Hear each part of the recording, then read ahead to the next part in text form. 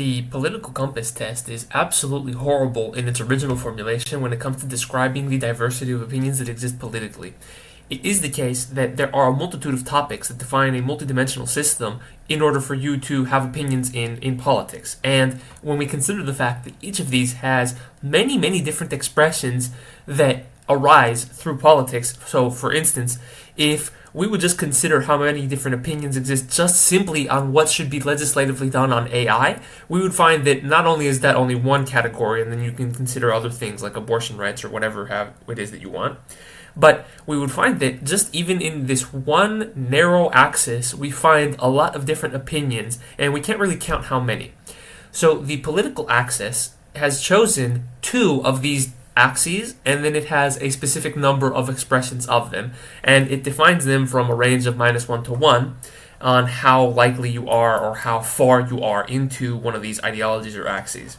Now, this is a horrible thing because a higher dimensional system does not map down well into a lower dimensional system, as you can see right here.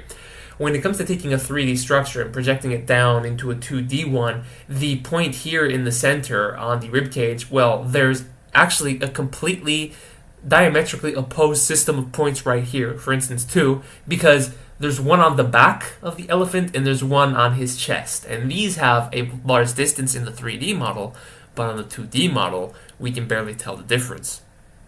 It is the case that politics has more than these two simple axes that we take, and whenever you do a political compass test, you simply project your point back onto the 2D plane in much the same way as the elephant that we see right here.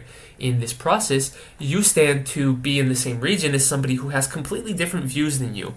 For instance, the authoritarian libertarian axis specifically is really poorly formed because somebody can be authoritative because they can be pro the use of force to not impose monopolies, to be against monopolies by the government or something like this, but they can also at the same time say that everybody should be able to do whatever they want in their bedroom or something of the sorts.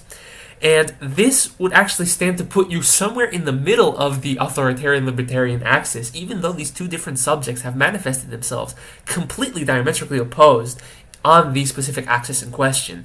So tallying the difference of the different opinions that you have that somehow have some primitive on each of these axes is really poor for distinguishing and differentiating the true diversity of opinion that exists on the political axis. And it's not like we need the 2D plane in the first place.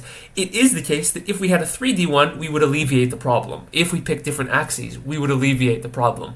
And you can do more than 3 dimensions on an axis. In fact, you can probably do up to 6. Well, with the political compass, it might just be up to 5. But if we did represent data in a 5-dimensional system, the political axis would just be so much more representative.